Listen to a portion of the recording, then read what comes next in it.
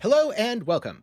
Megabonk is basically Risk of Rain 2 meets Vampire Survivors, so it's pretty darn good. The game starts off easy enough, it's just a couple enemies, you can easily kill them, then things get a little trickier, to the point where if you make one mistake, you're dead. Now maybe that's a skill issue. Or maybe you can get good, crush the bosses, and become the Mega Chad you always wanted to be. So I put together 10 tips and tricks to help you get started in Megabonk, based on my experiences playing the game so far. Then after that, I'll wrap everything up with a fun little bonus, so stay tuned for that. For now, let's get into the tips and tricks. Tip 1. Keep moving, especially early. It's tempting to stand in one place and kill all the monsters, but exploration is key. This gives you more opportunities to smash pots for EXP and coins, activate shrines, thus increasing your stats. This is especially important because in the first 3 minutes, it's a lot easier to activate these shrines, not very many enemies spawn, they aren't too fast, they're not really going to mess with you, and you can often find the teleporter in this time, giving you a lot of opportunity to plan for the rest of the stage. You might go, all right, well, I know the teleporter's in the northeast corner, so I'm going to do a big loop around, end up back here at like the 2-minute mark, kill the boss, and move on to the next stage. And also, if we're talking about early game kills, standing around bonking enemies just isn't that efficient, because you get more EXP and coins from interactables. If you find a free chest, that's a free level. And when I changed this, it improved my runs dramatically. The more I started exploring early on, going for interactables instead of just standing around killing enemies, the more I found myself consistently beating stages and even reaching the end of stages on higher difficulties. Tip number 2, watch the wind to find the boss. As you're exploring, look up. When you see an ominous red wind, that's going to tip you off as to where the boss portal is, because that ominous red wind always gathers around it, making it very easy to see even from a distance, and even if it's on a different elevation than yourself. Generally speaking, it is easier to see if you are higher than the boss portal, but hey, sometimes you'll see red clouds, red wind up in the sky, and you'll know, all right, I have to find a way to get up on top of that cliff because that's where the boss portal is. Again, finding the boss portal early in your run is better because the more information you have, the more you can plan things out, and you'll get a fun little red arrow on your minimap that makes it easy to find your way back to the boss portal when you are ready to confront the boss. Tip 3. Quality over quantity. It can be tempting to try to fill all of your weapon and tome slots as soon as possible, especially after you unlock more later. But from my experience, I was always weaker when I did this. Even if the items I found were good, I very often hit a spike where I just couldn't overcome the swarm. So instead, I found it's better to focus on upgrading my main weapon, specifically targeting really impactful stuff like damage and projectile upgrades. After getting a few levels, I'll have enough power to kill elites and early bosses. This way I can farm up for all the other weapons and tomes that I want to have. But keep in mind, this is a balancing act, not a perfect science. If you're offered a really good weapon or tome, don't pass it up for a small upgrade. Just, in general, prioritize upgrading your first weapon and the first tome that you pick up over getting new stuff. As one other note about stats that are particularly impactful to upgrade early, luck, EXP gain, gold gain, and movement speed. Now, these are always good, but they are especially impactful early on in the run, because the value compounds over time. The more EXP you have, well, the more levels you'll have, the easier you kill enemies, the more levels you get. Also, this means you can add more difficulty, which we'll get to very soon. Gold gain. Well, the more gold that you have, the more chests you can open. The more chests you open, the more items you get. The more enemies you kill, the more chests you open, the more items you get. Same thing for luck, giving you higher rarity, aka better stuff. And movement speed. Might not sound that good, but remember, the faster you move, the more you can move around the map. Tip number 4. Healing is good. If you face tank the wrong mechanic, it is entirely possible to get 100 to 0'd in an instant, but more often than not, you're going to die a death of 1,000 cuts, and luckily there are several stats that let you heal and avoid this problem. Life regeneration, lifesteal, and shield all do this in different ways. Regeneration heals you over time, rewarding you for staying out of harm's way. Lifesteal heals you as you hit enemies. This works quite well with big AoEs, and in my opinion is the strongest form of healing. And shield prevents a certain amount of damage, that it needs some time to recharge. This provides a great defense against burst damage, such as getting hit by a big boss move. In addition to this, some items will also provide healing or other defenses, so keep an eye out for those as well, but you can't exactly pick them up in the same way you can with a tome. Tip number 5. Difficulty is good, actually. The difficulty stat makes the game harder. but it's also for gamers. And you're a gamer, right? You don't want to have to hand in your gamer card, so you should definitely get it. All right, jokes aside, it also gives you more enemies to fight, and that means you're in a target-rich environment. Provided you have damage, more things to kill means more gold, more EXP crystals, more power-ups, and more item chests. So, if you're struggling, don't pick up difficulty, but if you're crushing everything around you, it's time to add some of that gamer stat. Tip number 6, hat trick. When you see a shady guy shop, check his hat. A black hat means you're going to see a random assortment of items, but some shop owners have blue, purple, or even gold hats. This means they're going to sell rare, epic, and legendary items. The higher rarity items do cost more, and especially if you find them later on in the run, they can get quite expensive. But legendary items are super OP. They contribute a ton of damage to your build, and so you should always go out of your way, well, first of all, to check every shady guy, but also if you see a pink or gold hat, save up and go visit him. Tip 7. Power-ups. Kind of like pocket nukes. Power-ups are strong, but it's not always best to use them right away. If you're about to trigger a boss or fight a swarm, it might be better to leave that shield or nuke on the ground so you can use it when you're more in danger. On the other hand, if you're planning to get the hell out of dodge and never return to that part of the map, you might as well pick it up, use it, and get some benefit now, rather than leaving it behind and getting nothing later. In particular, my favorite power-up is the nuke. Why? Because it just wipes out enemies in such a satisfying way. Though if we're talking about objective power, it's kind of hard to tell. They're all really, really good in different ways, but the thing that has saved my life the most times is the shield, because I can do some very stupid stuff, pick up a front-facing weapon, and just blast stuff while face-tanking it. Tip number 8, watch the timer to know what's coming. Different events happen at set times as you progress through the stage. So let's take Forest Stage 1 as an example. The first 3 minutes, not that much happens. That's why it's so valuable to go around exploring. Remember, making friends with the enemies. This is the time where you make friends with them, you kill them later. And doing your thing, getting more powerful. But at 7 minutes, you hit with a mini-boss. Bam! Harder mode. Don't worry, it gets worse. 6 minutes, bam! Swarm. Now, you have to deal with a big guy, unless you had enough damage to kill him outright, and a whole bunch of little guys swarming everywhere. The little guys are particularly dangerous because very often you won't have enough room to maneuver, so be careful about that. If you get through the 7-minute boss and 6-minute swarm, you get kind of a little bit of a free period.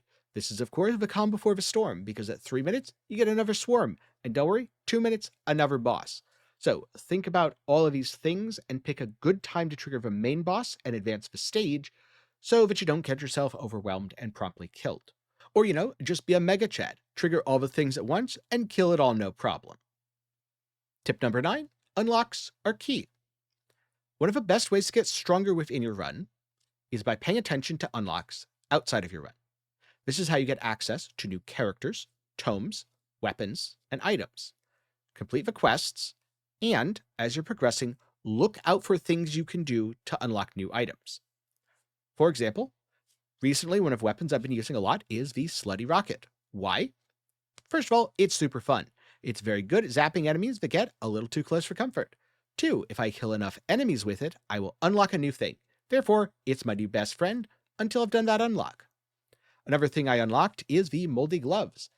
These carry on poison builds or builds of poison or pretty much any build because just force poison into your builds, you're guaranteed to get at least 5,000% returns. Note, this is not financial advice, and I am not a Megabonk financial advisor. As you progress, you also get access to the shop. This is where you get a lot of game mechanics. Think of this as the more traditional meta progression, where you can disable some weapons and tomes, meaning there's a smaller pool of items for your next run. You get extra tome slots, extra weapon slots, more damage, more defenses, more healing. And you can get things like Banish, Reroll, and Skip to make your runs even more consistent. Combine all this stuff and you'll be mega bonking in no time. Tip 10, higher difficulties are hard. Duh. Higher difficulties, especially tier 3, are way harder than what you faced before. It's very easy to fall behind the curve and get overwhelmed, or get just a little too greedy and be blown up by a swarm. So, I found 2 things helped a lot with swarms. First up, stay away from cliffs. Enemies like to fall off of cliffs, and they can fall directly on your head. 2, jump around a lot. because very often, as enemies are spawning in a swarm, you can use your jump to escape or literally jump to safety over their heads. And so those are my 10 tips for success in Megabonk. But I'm going to add one more bonus tip. Keep going after the boss. Because after you kill the final boss, a wave spawns. This wave continues to spawn until you die. Now, on the first difficulty level, all you can do is try your best to survive, which you should do because you'll get more silver. Silver is how you unlock things, and unlocking things is good. See tip number 9. Now, on later difficulties, you're going to be able to interact with a boss portal to escape, but just because you can doesn't mean you should, at least not immediately. Because remember, killing the swarm gives you EXP, it gives you gold, it gives you items, and it gives you silver. Just don't overstay your welcome, as the ghosties get pretty nasty over time. The minute you feel like you're not killing stuff or you might be in danger, take that portal and move on to the next stage. Now, before I get into the bonus, which is going to be me going into a run, talking over what I'm doing, I just want to give you a reminder that if you enjoyed the video so far, found any of these tips helpful, then do be sure to join my Discord and give yourself both the community and notification roles. That way, you get to see when all of my videos are posted, rather than just the ones the YouTube algorithm thinks you're going to want to watch. A link to that will be down below, but for now, let's start a run. Alright, let's just do an example run. I'm going to play Calcium because who doesn't want to play a skeleton on a skateboard? And I will do tier 1, just so I can spend some time talking about stuff instead of focusing on not dying. Ooh, lucky spawn. See those red sparkles? Boss portal's right over there. For now, I'm just going to proc the shrine here. Let's see, size, extra jumps, gold gain. You know, extra jumps, really good for mobility, especially on Calcium. So I'm going to grab that. And I'm just going to avoid those enemies. Get some luck. Movement speed would have also been really good since movement speed is damage. Also gets you around there faster. Open this up. Ooh, quantity tome. Got a good feeling about this.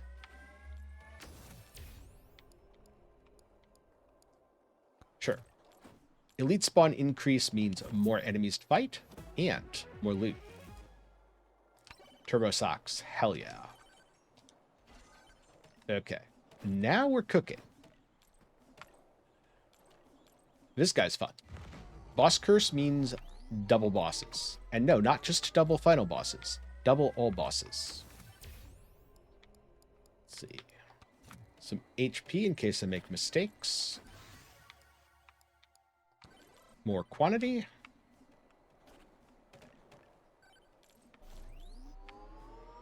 Haven't killed very many enemies so far. Only 51 kills. Doesn't matter though, because I am getting a ton of stats from all this stuff. And it looks like I did get close enough. Ooh.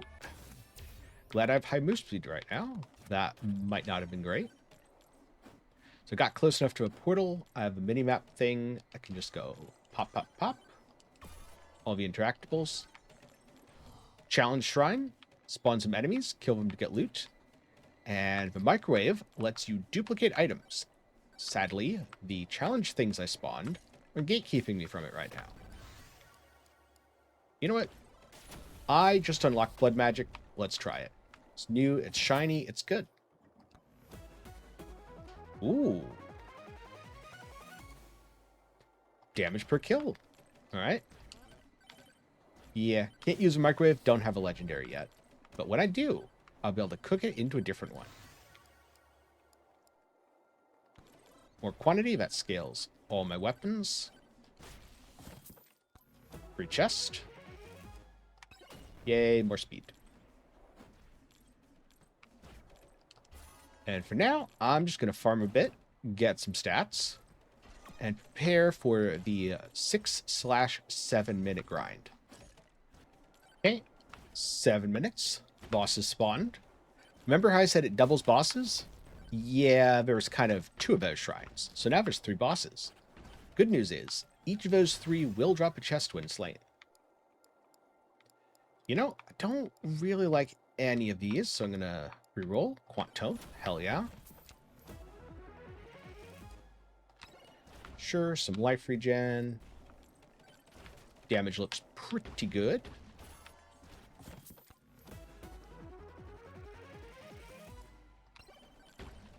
Nice thing about a Quantum, it scales a lot of different weapons. You are not locked in with that one. Okay. And I killed these guys before the swarm, which means I have plenty of time to go back to exploring. Ooh, some crit. Another weapon. Yeah, I'm feeling another weapon here. Oh, look, I can collect all the EXP that I left elsewhere.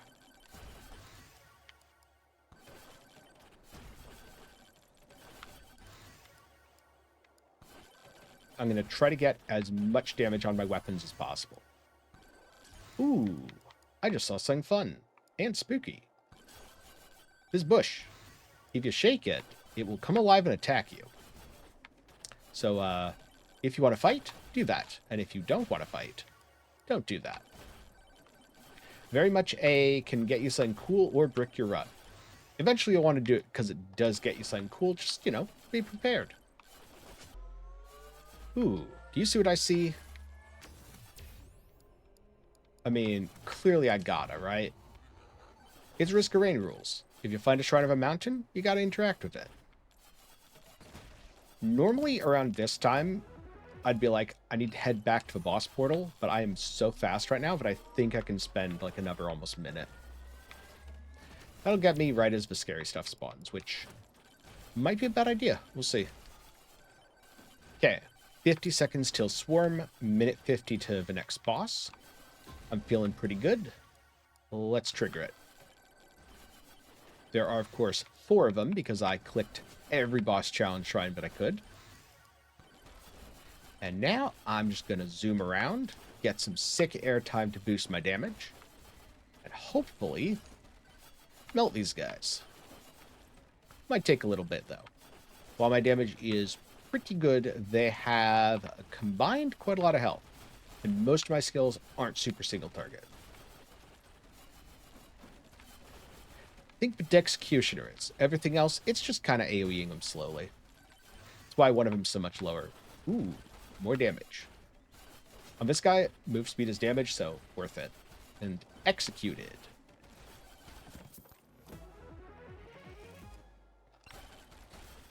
Ooh. Swarm incoming, that should be fine. Got to be a little careful not to run into all the monsters, though.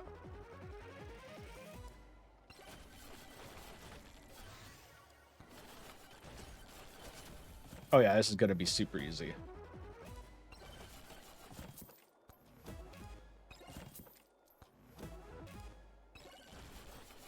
Yeah, from here, all I do, wait out the final wave, or of course, if I felt like I was sketched out, like I might die soon, I'd just head into the portal. Of course, since this is tier 1, only thing I can do is wait out the final wave, go as far as I can go, get as much silver as possible, use that to unlock more stuff. And so, those are some tips and tricks to help you get started in Megabonk, plus a run giving a few examples of me mostly following my own advice, but sometimes not every run's going to be perfect, and you're not going to be able to implement all of these tips at once. That said, since I started doing a lot of these things, especially exploring more early, trying to get a couple levels on my main weapon, I have had a lot more success than everything that I was doing before. With that said, Megabonk is a pretty deep game, and tiers 2 and 3, the additional maps, stuff does get pretty difficult. So I may make a more advanced video in the future going over how to win on the higher difficulties. Let me know down below if that would interest you. Also, if you've played a ton of Megabonk, maybe share some of your tips and tricks with the community down in the comments below.